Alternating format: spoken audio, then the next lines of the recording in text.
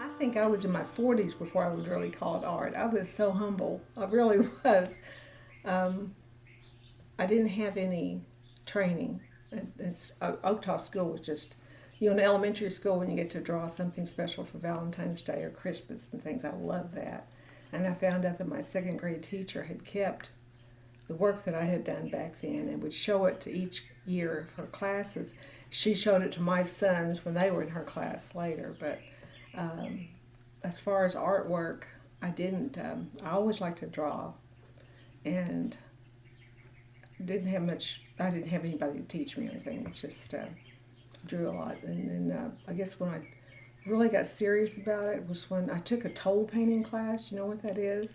I was 27. I had kids and everything. I took a tole painting class. So I was painting on boards and with a pattern, and I found myself changing. Kind of getting away from the patterns and kind of doing my own thing. And then I was sitting in this class with these grown women, and I was just appalled at how they didn't take care of their brushes, they didn't take care of their paints. But that was the best training, was that tole painting class for me.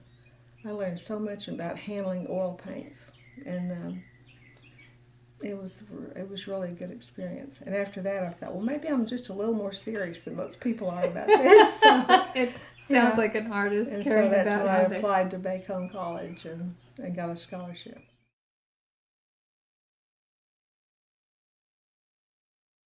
A lot of artists always say that they always say that certain elements in nature cause them to want to be an artist, and certain structures or certain landscapes or animals. But for me, it was different. It was totally different how it came to be. I think I'm going to go out on a limb and say my experience was more of a spiritual one. It was the spiritual element that caused me to become an artist. I was in bed one night sleeping, and this bright light came to me. It was a real bright light. It illuminated the whole room, but it wasn't physical light. It was like an inner light. It came to me, it hovered around, and it came to me. And when it got close to me, I got afraid. I was scared. I was real scared. I couldn't breathe. I couldn't talk. It just like overtook my senses. I couldn't make a sound. Then, for some reason, I was able to make a noise again. I jumped out of my bed and I ran to my folks and I said, "There's something's in my room. It's a light. It's a big light. It's a bright light. Something's in my room." And I didn't want to go back in there. And they said, "No, it was nothing. It was just a nightmare. Go back in there. Go back to bed." I wanted to sleep in there with them. And they said, "No, come on, I'll take you back." So my mother took me back to my bed and said, "See, look, there's nothing here. It's all right, go to sleep." So that experience continued for 4 times. 4 times it happened the same way. It seemed like on the 4th time, I wasn't that afraid. I wasn't that afraid of that light anymore. It was a lot of anxiety there, but it was not as intense as before. Shortly after that light came, I started drawing on everything.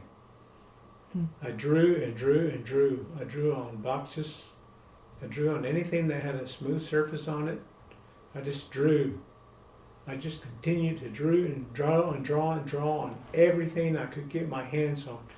Being at that young age and all these years, I never attributed it to that light source. It didn't dawn on me till years later that something came to me. Something came to me, something touched me. Something caused me to have that talent, because that's what I did as soon as I experienced it. I drew and drew and drew. But then later years it came again. It used to come again, but not so intense, and it was not very a lot of fear there.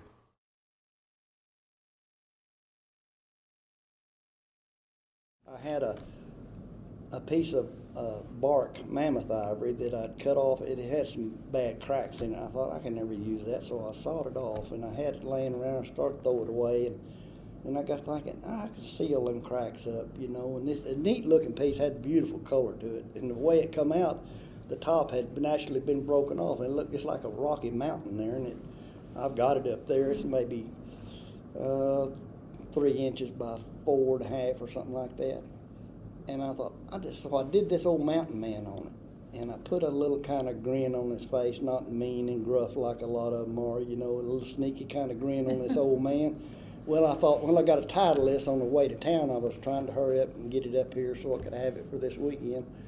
So I'm thinking on the way to town, what am I going to call this? And so I made up this little poem on the way to town, and let me see if I can remember it. Said I fought the Blackfeet, and let's see, I trapped the beaver and kissed the bear. I fought the Blackfeet and still got my hair. I live up here till kingdom come, for I am a mountain man by gum. So I had that all and put on this little piece, you know. And so, you know, you got to have some humor in what you do, you know. And this little guy looked just like he would tell you a lie in a New York minute, you know. And if you look at that old, this is called bark ivory. It's actually the piece that's on the outside that takes all the weathering, and it gives it, it looks just like a tree bark. If you was to see that before it's polished out, you wouldn't even pick it up. But anyway, you just, a little bit of sand in the stuff, but you can see the big cracks that in that stuff, which is a characteristic of ivory. All of it has some hair cracks of some kind in it, but you learn how to either incorporate them in what you're doing or work over and around them. But that was a fun piece to do, you know.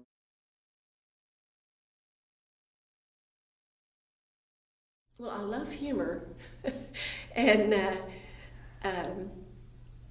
I'm not sure if there's a funny show story that I could tell, or a travel story, but I can tell you about some of the humor. I love humor in paintings, and I've had several paintings that were humorous, and I would love to have a whole display of just humor, but I tell everybody I'm just not that funny. I can only do like 3, and then I'm not funny anymore.